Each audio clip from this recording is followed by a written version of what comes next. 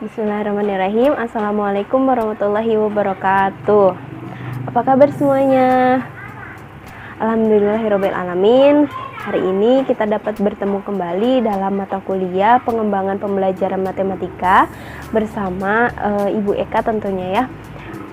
Semoga kita semua selalu dilindungi Allah Subhanahu wa Ta'ala dimanapun kita berada, dan semoga teman-teman semua serta Ibu Eka sehat selalu dan tetap semangat dalam menjalani pembelajaran atau perkuliahan daring kali ini. Kami dari kelompok 3 akan memaparkan tentang analisis materi aritmatika dan geometri di kelas rendah. Nah, dengan anggota kelompok kami yaitu terdiri dari saya, Fitriani, lalu ada Teh Aprilia Sani, lalu ada Teh Intan Kusumawati, serta yang terakhir ada Teh Dini Nur Anggraini. Nah, bismillahirrahmanirrahim. Pemaparan pertama akan disampaikan oleh saya sendiri, Fitriani, dimulai dari pengertian aritmatika. Collins Gen dalam Kamus Saku Matematika yang dikutip oleh Rosida pada tahun 2019 menyebutkan bahwa aritmatika adalah ilmu yang mempelajari bilangan-bilangan, khususnya berkenaan dengan operasi-operasi sederhana seperti penjumlahan, pengurangan, perkalian, serta pembagian. Nah, Rosida juga menyimpulkan bahwa aritmatika adalah suatu cabang ilmu dari ilmu matematika yang mempelajari tentang operasi dasar bilangan. Kemudian ada Faizatin pada tahun 2012 menyebutkan bahwa aritmatika yang dipelajari oleh anak sekolah dasar berupa bilangan yang berkisar antara bilangan puluhan pada kelas 1, ratusan pada kelas 2, serta ribuan pada kelas 3. Nah, dapat disimpulkan bahwa aritmatika pada sekolah dasar, khususnya kelas rendah, itu merupakan cabang ilmu yang mempelajari tentang operasi-operasi bilangan sederhana atau operasi-operasi bilangan secara dasar gitu. Ya, selanjutnya ada tentang manfaat belajar aritmatika pada anak. Ini dikutip dari bukunya Kak Faizatin pada tahun 2012. Yang pertama ada meningkatkan kemampuan berhitung lebih cepat, kedua meningkatkan kemampuan mencongak, ketiga mengoptimalkan capaian tingkat berpikir, analisis, dan logika berpikir yang benar, keempat ada melatih konsentrasi, serta yang terakhir ada mengembangkan kreativitas. Ya, dilanjut ke materi aritmatika di kelas 1 pada kurikulum tingkat satuan pendidikan. Yang pertama, standar kompetensinya ada melakukan penjumlahan dan pengurangan bilangan sampai 20, kedua pengukuran waktu, dan yang terakhir ada melakukan penjumlahan dan pengurangan bilangan sampai 2 angka dalam pemecahan masalah. Untuk kompetensi dasarnya, 1.1 membilang banyak benda, 1.2 mengurutkan banyak benda, ketiga melakukan penjumlahan dan pengurangan bilangan sampai 20, keempat menyelesaikan masalah yang berkaitan dengan penjumlahan dan pengurangan sampai 20. Lalu dilanjut 2.1 menentukan waktu pagi, siang, malam hari, dan jam secara bulat. Kedua, menentukan lama suatu kejadian berlangsung. Keempat, menyelesaikan masalah yang berkaitan dengan waktu. Selanjutnya, ada di semester 2-nya, yaitu 4.1 membilang banyaknya benda, mengurutkan banyaknya benda, menentukan tingkat tempat puluhan dan satuan, melakukan penjumlahan dan pengurangan bilangan 2 angka, kelima, menggunakan sifat operasi pertukaran dan pengelompokan, dan terakhir menyelesaikan masalah yang melibatkan penjumlahan dan pengurangan bilangan 2 angka. Yang pertama ada kompetensi dasar membilang banyak benda. Menurut Ruswandi 1990 menyebutkan anak kelas 1 sekolah dasar berada pada fase konkret. Pengajaran akan lebih dipahami bila menggunakan benda-benda konkret atau alat peraga, kemudian baru dilanjutkan ke dalam simbol. Nah, teori ini sejalan dengan teori belajar menurut Piaget, di mana anak pada usia kelas 1 itu atau 6-7 tahun itu berada pada tahapan operasional konkret, di mana membutuhkan benda-benda konkret untuk pembelajarannya seperti itu. Nah, di sini pada tahapan kelas 1 guru harus mampu menggambarkan atau menjelaskan kepada anak sebuah soal cerita lalu digambarkan bisa menggunakan benda konkret atau boleh menggunakan gambar seperti di contoh, lalu menyebutkan bilangannya dan menunjukkan cara membuat simbol bilangan tersebut dan mengajak anak untuk membilang. Ya, selanjutnya ada materi mengurutkan banyaknya benda. Nah, karena di kelas 1 itu angka yang dipelajari atau bilangan yang dipelajari itu hanya 1 sampai 20. Jadi, guru bisa menggunakan beberapa metode untuk mengurutkan banyaknya benda seperti menebalkan bilangan, membilang, mengurutkan bilangan seperti itu. Nah, bisa juga guru membawa media seperti kartu bilangan seperti yang saya bawa ini, kartu bilangan seperti ini. Satu, ini ada di belakangnya ada untuk menebalkan bilangannya. Nah, nanti kemudian misalnya anak diberi 3 kartu ini, kemudian nanti diacak dan kemudian guru dapat meminta anak untuk menyusun dari 3 angka ini, 3 bilangan ini, mana yang pertama, yang kedua, dan yang ketiganya. Seperti itu. Nah, kegiatan membilang ini itu dilakukan secara bertahap. Jadi nggak langsung dari 1 sampai 20, tapi pertama membilang bilangan 1 sampai 5, kemudian bilangan 6 sampai 10, dan kemudian bilangan 11 sampai 20. Selanjutnya ada penjumlahan dan pengurangan 1 sampai 20. Nah, di sini guru masih menggunakan media gambar ataupun benda konkret untuk membantu siswa dalam memahami konsep penjumlahan serta pengurangan. Nah, dalam konsep penjumlahan itu ada beberapa teknik atau cara yang dapat digunakan guru untuk membantu pembelajaran, contohnya menggunakan himpunan bilangan, garis bilangan, timbangan bilangan, batang questionnaire, mesin fungsi, dan lain sebagainya. Nah, seperti contoh di PowerPoint itu ada penggunaan himpunan bilangan di mana terdapat 2 himpunan, satu himpunan dengan nanas yang ada 8 dan satu lagi dengan 4. Lalu bagaimana ketika 2 himpunan itu dijadikan satu, berapa total nanas yang ada pada himpunan tersebut? Itu bisa digunakan sebagai contohnya. Lalu ada pengurangan bilangan. Dalam pengurangan bilangan 1 sampai 20 dapat menggunakan teknik sebelumnya, yaitu himpunan bilangan, garis bilangan, dan lain sebagainya. Tapi perlu diingat bahwa dalam pengurangan itu terdapat 3 keadaan yang dapat dibuat, yaitu 1 membuang, 2 mencari suku yang hilang, dan ketiga membandingkan. Selanjutnya menggunakan sifat operasi pertukaran dan pengelompokan. Nah, konsep yang diterapkan pada kelas 1 di sini yaitu memberikan penjelasan bahwa setiap bilangan penjumlahan yang ditukarkan itu akan menghasilkan hasil yang sama, yaitu bersifat pertukaran atau komutatif. Ya, selanjutnya ada menggunakan pengukuran waktu. Poin pertama yaitu menentukan waktu pagi, siang, malam hari, dan jam secara bulat. Nah, kedua menentukan lama suatu kejadian berlangsung, dan ketiga menyelesaikan masalah yang berkaitan dengan waktu. Pertama, dalam mengenal waktu bisa mengajak anak untuk bercerita dan mengajak berbicara di depan, seperti menanyakan bangun itu kalian di pagi hari atau di malam hari. Tentunya mereka akan menjawab di pagi hari seperti itu. Ayah ibu beristirahat pada, nah itu untuk mengenalkan waktu. Selanjutnya ada menentukan lama suatu kejadian berlangsung. Nah, lama suatu kejadian berlangsung ini pada kelas 1, semester 1 itu hanya menentukan lama atau sebentar, seperti itu.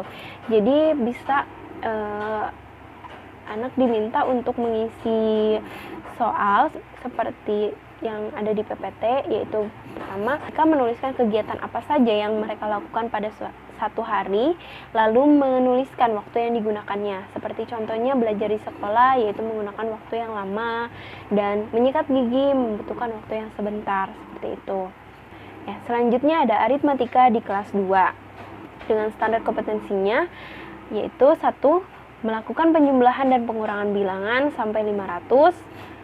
Dengan kompetensi dasar 1. Membandingkan bilangan sampai 500, mengurutkan bilangan sampai 500, menentukan nilai tempat ratusan, puluhan, dan satuan, melakukan penjumlahan dan pengurangan bilangan sampai 500. Yang kedua ada pengukuran waktu. Dengan kompetensi dasarnya menggunakan alat ukur waktu dengan satuan jam. Dan yang terakhir yaitu melakukan perkalian dan pembagian bilangan sampai 2 angka. Kompetensi dasarnya yaitu melakukan perkalian bilangan yang hasilnya bilangan 2 angka, melakukan pembagian bilangan 2 angka, dan yang terakhir melakukan operasi hitung campuran. Selanjutnya ada melakukan penjumlahan dan pengurangan bilangan sampai 500. Yang pertama ada membandingkan bilangan sampai 500, di mana guru bisa mencontohkan misalnya 250 itu lebih banyak dari 230, seperti itu. Lalu yang kedua mengurutkan bilangan sampai 500. Nah, pengurutan bilangan ini bisa menggunakan teka-teki silang atau bisa mengisi titik-titik yang kosong seperti garis bilangan yang beberapa bilangannya dihilangkan, lalu anak diminta untuk mengisi garis-garis tersebut, atau bisa juga menyebutkan 6 bilangan setelah 10 adalah 6 bilangan setelah 150 adalah seperti itu. Nah ya, selanjutnya yang ketiga yaitu menentukan nilai tempat ratusan, puluhan, dan satuan. Nah, menentukan nilai tempat misalnya contohnya ada bilangan 247 mempunyai arti sebagai berikut pada lambang bilangan 247. Nah, di sini anak pertama diminta untuk membilang dulu 247 itu dengan simbol seperti ini, dengan angka 2, 4, dan 7 dibaca 247, dengan angka 2 yang mempunyai nilai 200, 200-an, dan angka 4 yang mempunyai nilai 40-an, lalu 7 dengan nilai 7 satuan, seperti itu. Jadi dapat ditarik kesimpulan bahwa 247 itu merupakan hasil penjumlahan dari 200 ditambah 40 ditambah 7, seperti itu. Nah, yang terakhir ada melakukan penjumlahan dan pengurangan bilangan sampai 500. Ini menggunakan konsep atau cara atau teknik yang sebelumnya diterapkan di anak kelas 1, bisa menggunakan himpunan, garis bilangan, timbangan bilangan, lalu ada batang questionnaire. Ya, selanjutnya yaitu menggunakan pengukuran waktu. Yang pertama ada menggunakan alat ukur waktu dengan satuan jam. Guru bisa menggunakan media jam untuk membantu pembelajaran di sini dalam mengenalkan waktu kepada anak. Nah, guru mengajak anak untuk bisa membaca dan menentukan tanda waktu. Misalnya, jarum jam pendek berada pada bilangan 8, lalu jarum jam panjang berada pada bilangan 12, itu menunjukkan pukul 8 tepat, seperti itu. Lalu kemudian ada menuliskan tanda waktu. Nah, tanda waktu bisa menggunakan contoh yang sebelumnya. Jam 8 tepat atau pukul 8 tepat itu dapat ditulis 08.00 seperti itu. Nah, selanjutnya menentukan lama waktu. Lama waktu contohnya Ruli latihan renang pada sore hari. Ia berenang mulai pukul 4 sore sampai pukul 5 sore. Ruli latihan renang selama berapa jam? Nah, dihitung dari jam 4 sore, lalu Ruli pulang jam 5 sore. Berapa waktu yang dipakai Ruli untuk berlatih berenang? Berarti waktu yang dipakai yaitu 1 jam, seperti itu. Ya, selanjutnya ada melakukan perkalian dan pembagian bilangan dua angka. Yang pertama ada melakukan perkalian bilangan yang hasilnya bilangan dua angka. Nah, pada pembelajaran kelas 2 di sini perkalian itu harus ditanamkan konsep bahwa perkalian itu merupakan penjumlahan yang berulang, seperti itu. Nah, guru dapat menggunakan beberapa teknik dalam pembelajaran perkalian, yaitu contohnya menggunakan himpunan, garis bilangan, timbangan bilangan, jajaran, batang kuesioner, abakus, kantong nilai tempat, dan lain sebagainya. Nah, yang kedua ada melakukan pembagian bilangan dua angka. Pembagian bilangan dua angka juga memiliki konsep atau artian yang harus ditanamkan kepada anak bahwa pembagian yaitu merupakan pengurangan secara berulang, seperti itu, dengan teknik dan metode menggunakan himpunan, garis bilangan, timbangan bilangan, jajaran, pengurangan berulang, dan terakhir pembagian yang merupakan lawan dari perkalian. Lalu ada melakukan operasi hitung campuran. Operasi hitung campuran ini yaitu dengan mengajarkan anak dapat melakukan operasi hitung campuran, perkalian, dan pembagian dalam satu soal. Sekian penjelasan dari saya. Mohon maaf apabila kurang jelas. Terima kasih. Bismillahirrahmanirrahim. Di sini Intan akan melanjutkan pemaparan dari Fitriani tentang menganalisis aritmatika di kelas rendah, materi aritmatika di kelas 3 semester 1, yaitu tentang melakukan operasi hitung bilangan sampai 3 angka dengan kompetensi dasar menentukan letak bilangan pada garis bilangan, melakukan penjumlahan dan pengurangan 3 angka, melakukan perkalian pembagian bilangan, melakukan operasi bilangan campuran, memecahkan masalah perhitungan termasuk berkaitan dengan uang. Nah, untuk semester 2, memahami pecahan sederhana dan penggunaannya dalam pemecahan masalah. Nah, untuk kompetensi dasarnya, melakukan pecahan sederhana, membandingkan pecahan sederhana, dan memecahkan masalah yang berkaitan dengan pecahan sederhana. Nah, untuk menentukan letak bilangan pada garis bilangan, itu guru terlebih dahulu menjelaskan apa itu garis bilangan. Garis bilangan adalah garis yang diletakkan bilangan-bilangan secara berurutan.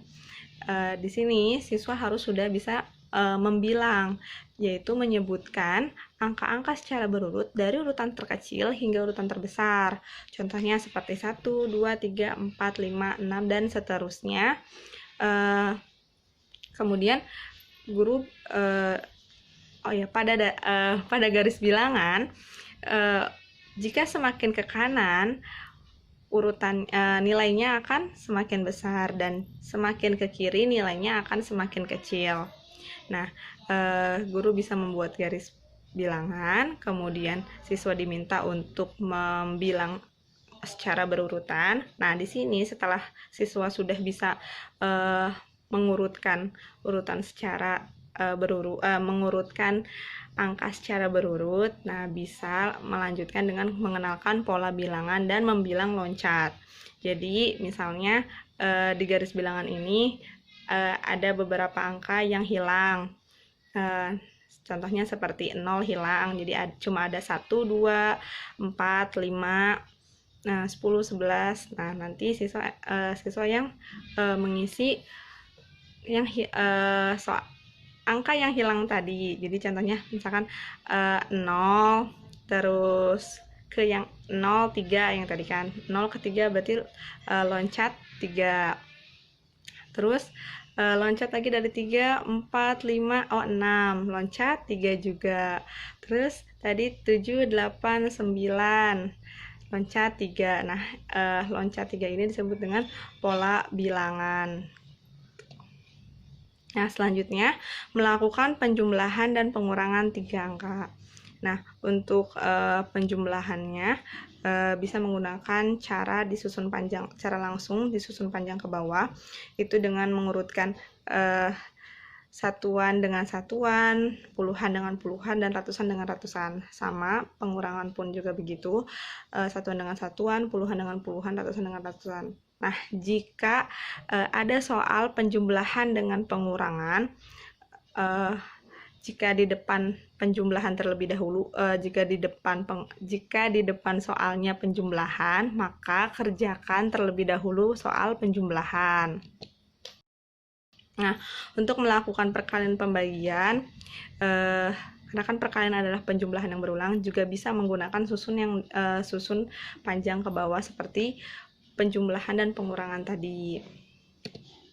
Nah, untuk melakukan operasi bilangan campuran itu ada beberapa yang harus diperhatikan, seperti pengerjaan dalam tanda kurung itu harus didahulukan. Nah, yang kedua, pengerjaan perkalian atau pembagian. Jika perkalian atau pembagian di depan penjumlahan atau di depan penjumlahan atau pengurangan, maka dahulukan perkalian atau pembagian. Jika perkalian di depan pembagian, perkalian dikerjakan terlebih dahulu. Jika pembagian di depan perkalian, pembagian dikerjakan terlebih dahulu. Nah, untuk pengerjaan penjumlahan atau pengurangan, jika penjumlahan di depan pengurangan, penjumlahan dikerjakan terlebih dahulu.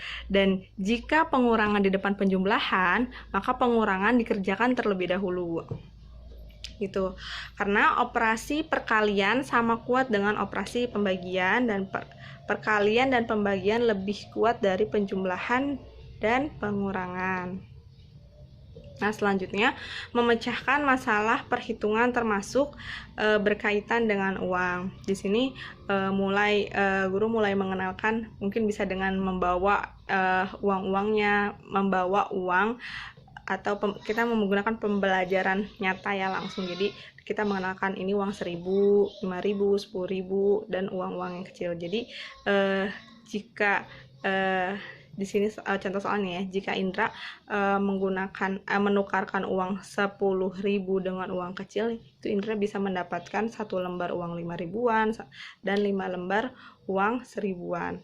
Nah, di sini juga siswa diminta untuk dibaca ya, jadi ditulis angkanya 5.000, dibacanya apa. Nah, selanjutnya kita belajar mengenai tentang uang kembalian. Itu masuk ke soal cerita. Contoh soalnya ada di sini, pengerjaannya. Nah, ini juga sama, masih soal cerita yang menggunakan uang.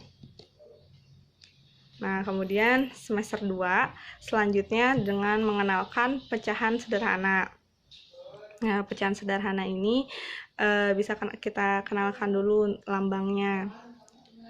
Contohnya, kita punya apel 1. Guru misalkan contohnya membawa apel 1, kemudian dibelah menjadi 2, dari 1 apel menjadi 2 bagian apel, jadi 1/2. Yang artinya 2 apel ini merupakan bagian dari 1 apel tadi sebelum dibelah gitu. Contohnya selanjutnya misalkan kue 1 kemudian dibagi 3. Nah, menjadi dari 1 kue menjadi 3 bagian kue. Jadi 3 bagian kue ini adalah 1 bagian kue, 1 kue yang tadi sebelum dibagi gitu. Nah, di sini juga ada contoh pengerjaan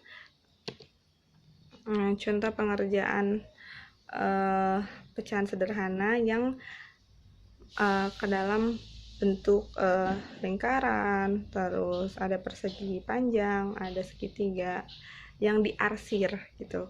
Jadi nanti dari 1 lingkaran diarsir 1 bagian, berarti ada 1/2 bagian. Nah, selanjutnya membandingkan 2 pecahan sederhana. Di sini membandingkan 2 pecahan dengan gambar. Contohnya di sini ada 2 gambar lingkaran, yang satu di situ ada yang diarsir ada 1 bagian dari 4 bagian. Nah, yang gambar selanjutnya, gambar yang kedua itu ada yang diarsir ada 3 bagian dari 4 bagian. Nah, dari gambar di atas kita dapat melihat, dari gambar ini kita dapat melihat gitu, dari 1/4 bagian dengan 3/4 bagian itu lebih besar yang 1/4 bagian. Nah, untuk memberikan notasi pada lebih besar dan lebih kecil, kita berikan contoh yang ini nih, ada notasi yang seperti ini itu lebih kecil dan seperti ini itu lebih besar.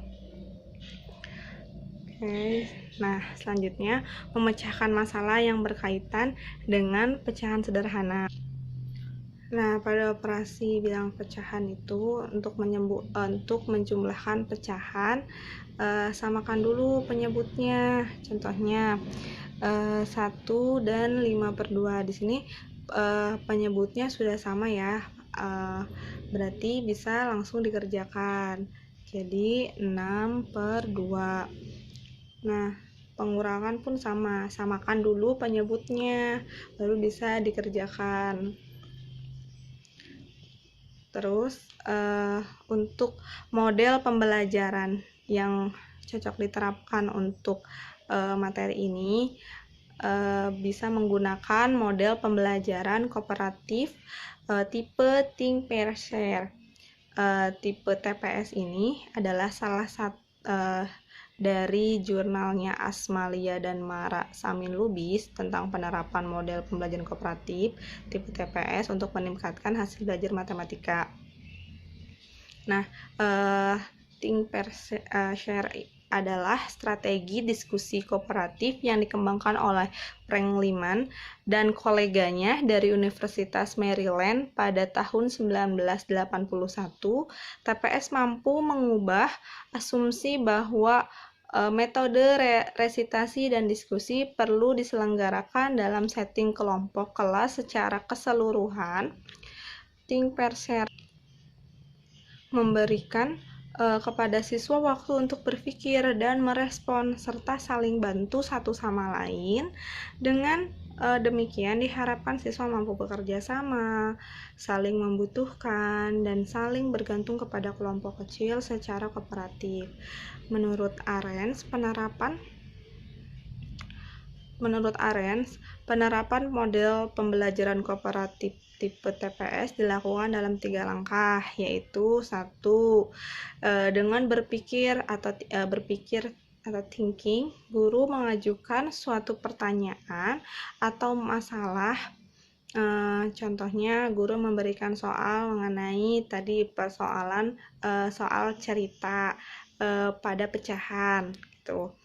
Kemudian meminta siswa menggunakan waktu untuk menganalisis nih jawabannya atau caranya seperti apa. Kemudian siswa tadi dipasangkan dengan temannya untuk berdiskusi menyelesaikan soal yang tadi diberikan, soal cerita pecahan tadi yang diberikan. Nah, setelah diberikan waktu untuk berdiskusi, kemudian siswa diminta untuk sharing atau berbagi kepada teman-teman yang lain melapor jawaban yang mereka temukan seperti apa, langkah-langkahnya seperti apa. Nah, ini di sini guru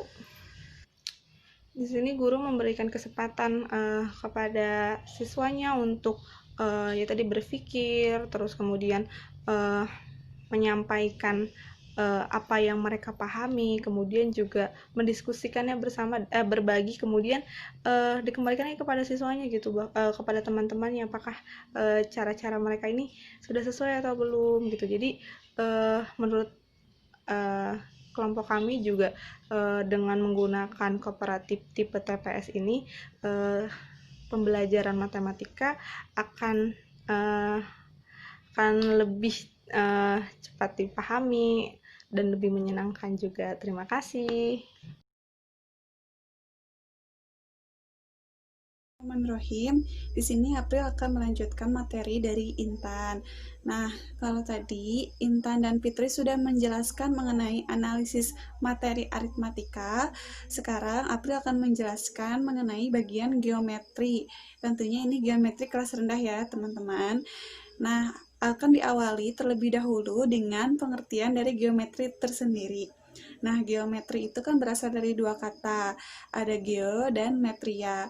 Geo yang berarti bumi dan metria itu yang berarti pengukuran. Jadi kalau secara bahasa itu memang artinya pengukuran bumi. Tetapi pengertiannya kalau menurut Kamus Besar Bahasa Indonesia dari Departemen Pendidikan Nasional 2013, kalau geometri itu adalah cabang matematika yang memang menerangkan sifat-sifat garis, sudut, bidang, dan ruang, atau juga yang biasa disebut dengan ilmu ukur. Nah, selanjutnya dalam membantu para siswa bisa belajar mengenai materi geometri ini di sekolah dasar, khususnya untuk kelas rendah, seyogianya kita sebagai seorang guru harus menunjukkan atau melibatkan maksudnya benda-benda konkret yang terdapat di sekitar kehidupan dan lingkungan siswa itu tersendiri, sehingga media dan alat yang memang ada di sekitar siswa itu akan mempermudah untuk memahami konsep-konsep geometri tersebut. Nah, materi-materi yang memang setelah dibaca dan dianalisis dari materi KTSP ini tuh mempelajari tentang, kalau khususnya untuk kelas 1 itu mempelajari mengenal bangun ruang, bangun datar gitu ya. Dan materi inilah yang nanti akan dihubungkan dengan bagaimana tahapan berpikir siswa pada kelas rendah gitu agar sesuai seperti itu. Nah, geometri kelas rendah ini, khususnya kelas 1 semester 1, itu materi secara garis besarnya itu mengenal beberapa bangun ruang. Nah, kompetensi dasarnya seperti capaiannya itu mengelompokkan berbagai bangun ruang sederhana, balok, prisma, tabung, bola, dan kerucut. Terus menentukan urutan benda-benda bangun ruang yang sejenis menurut besarnya. Jadi di sini itu hanya mengelompokkan berbagai bangun ruang yang memang berdasarkan besarnya gitu dan juga berdasarkan bentuknya pastinya. Nah, sebelum memang nanti dipecah bagaimana geometri di kelas rendah. Nah, di sini juga ada penjelasan sedikit bagaimana sih perkembangan geometris anak. Nah, ada yang pendapat menurut Panhill tahun 2002 itu merumuskan 5 tingkatan dalam memahami ide-ide geometri. Ada tahap visualisasi, analisis, deduksi informasi, deduksi, dan ketetapan rigor. Nah, 5 tingkatan ini untuk kelas rendah itu level 0 terlebih dahulu, yaitu level visualisasi yang memang tadi sudah disampaikan terlebih dahulu. Kita akan lebih banyak menggunakan objek-objek dan yang sekitar di lingkungan siswa.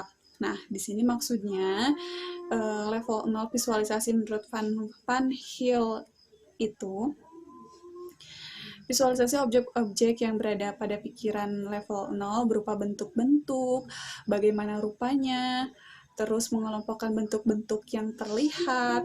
Guru dapat menyediakan sekumpulan objek geometri, baik yang 2 dimensi ataupun yang 3 dimensi, kemudian siswa itu diarahkan untuk mengelompokkan objek tersebut berdasarkan bentuknya, mana persegi panjang, segitiga, prisma, balok, dan lain sebagainya.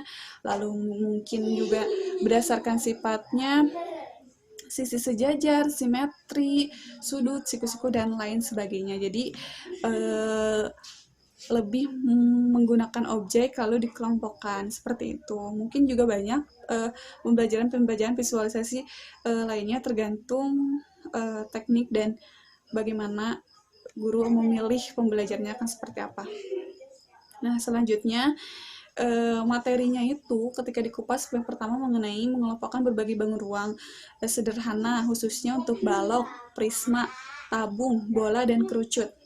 Karena ini di kelas 1 untuk mengenal yang tadi disebutkan itu memang tadi ya sudah disarankan menggunakan pengalaman nyata sebanyak-banyaknya kepada siswa. Misalkan di sini kan ada kubus seperti kado, balok seperti di sini tempat kapur gitu ya, tempat pensil, prisma segitiga yang memang selalu ada di papan nama, terus tabung, bola seperti bola gitu kan, limas seperti mainan, kerucut seperti topi gitu. Nah,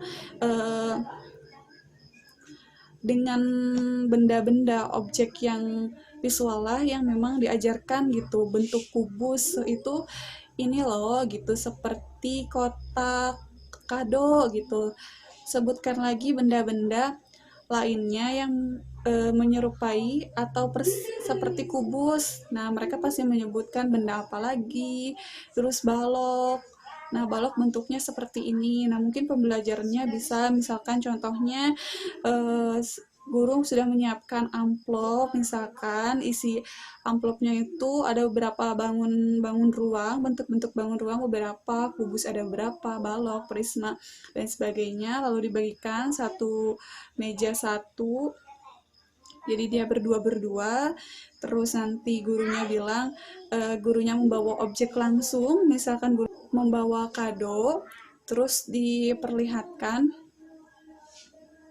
ini adalah bentuk kubus. Coba kelompokkan bentuk-bentuk yang seperti bentuk kubus. Mungkin kan yang ditunjukkan itu adalah 3 dimensi, yang memang siswa harus kelompokkan itu 2 dimensi bentuknya. Nah, nanti murid mengelompokkan bentuk-bentuk tersebut, dan banyak lagi pembelajaran-pembelajaran lainnya.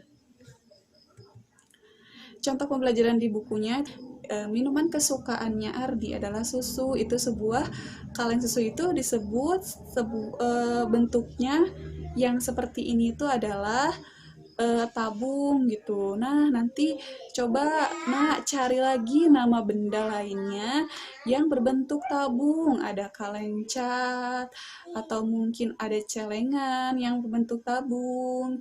Nah, terus gunanya seperti apa? Jadi memang siswa itu akan lebih banyak diberikan contoh-contoh sebelum nanti memang sangat-sangat memahami dari konsepnya tersendiri. Tugasnya seperti misalkan ini ya, contoh aja, ada bentuk kubus dan ada bentuk balok gitu. Baru siswa itu ditugaskan yang kubus bentuknya dikasih A, yang balok itu dikasih simbol B. Coba dicari mana bentuknya kubus dan balok. Tugasnya ada juga menyebutkan benda sekitar yang berbentuk kubus atau balok. Nah, seperti itu. Nah, untuk contoh mengajarkan pengertiannya di sini ada, misalkan kita akan mengajarkan pengertian dari balok itu tersendiri. Kita bisa dilihatkan bagaimana benda itu terbentuk menjadi balok. Dilihat dari ada pertama ada sisi belakang, terus ada sisi bawah, ada sisi depan, terus ada sisi samping, dan ada sisi atas gitu. Nah, jadi balok itu merupakan bangun ruang sisi datar yang memiliki 3 pasangan sisi yang saling berhadapan. Tadi yang sudah disebutkan, misalkan sisi samping, sisi depan belakang, sisi atas, sama sisi bawah. Artinya memiliki 3 pasangan sisi yang berhadapan. Terus 3 pasangan sisi tersebut memiliki bentuk ukurannya yang sama. Nah, tiap sisi dalam sebuah balok itu berbentuk persegi panjang. Dengan kata lain, balok itu merupakan bangun ruang sisi datar yang memiliki 3 sisi berbentuk persegi panjang yang saling berhadapan. Nah, seperti itu sehingga siswa bisa membayar juga mengajarkan dengan kegiatannya sehari-hari yang sering dialami, seperti misalkan kamu tahu kalau misalkan beli es batu di kantin, itu es batunya yang seperti apa bentuknya? Oh iya, pakai es batu yang gede-gede itu, kayak seperti itu. Nah, es batu seperti itu tuh disebutnya bentuknya apa ya? Coba. Oh iya, balok Bu. Kenapa balok? Oh, karena memiliki panjang sisi yang sama, 3 berhadapan, seperti itu. Nanti bisa menyebutkan lagi lemari, bisa menyebutkan kulkas, dan lain sebagainya. Seperti itu mungkin pengemasan pembelajarannya bisa bervariasi dan macam-macam. Selanjutnya, untuk di kelas 1 semester 2, itu kompetensi dasarnya mengenal bangun datar sederhana. Nah, mengenal bangun datar sederhana itu ada segitiga, segi empat, lingkaran, dan mengelompokkan berdasarkan dengan bentuknya. Nah, di sini bisa juga nih kita memakai misalkan teori Brunner, ada enaktif, ikonik, dan simbolik. Enaktifnya misalkan diajar pertama apa ya, guru mengecek dulu pemahamannya itu sampai mana misalkan dengan pertanyaan dan dikaitkan dengan pemahaman sebelumnya itu yang memang udah belajar tentang bangun ruang. Ya, misalkan di enaktifnya diawali dengan guru memberikan dulu pengertian atau pemahaman mengenai segitiga dan bentuk bangun datar yang akan diajarkan. Terus siswa bisa mengidentifikasi gitu ya, mengidentifikasinya dengan cara mengelompokkan, menempel, menjiplak, melukis. Kegiatan-kegiatan tersebut yang memang disebut dengan enaktif karena pada tahap tersebut siswa langsung visualisasi dan melihat objeknya gitu. Pada tahap ikonik siswa akan kita ajarkan lagi misalkan mengenai sifat-sifat dari bangun datarnya tersebut. Nah, itu tahap aktif, baru guru mengklarifikasi sifat-sifat dari bangun datar yang disebutkan yang kurang tepat. Baru selanjutnya ditunjukkan penjelasan dengan tulisan dari sifat-sifat datar secara matematika. Nah, penulisan simbolnya itu disebut dengan tahapan simbolik. Jadi seperti itu misalkan kalau kita melihat dari teori Brunner yang diterapkan untuk mempelajari bangun datar ini. Nah, mungkin cukup sekian materi dari kelas 1 mengenai geometri. Terima kasih.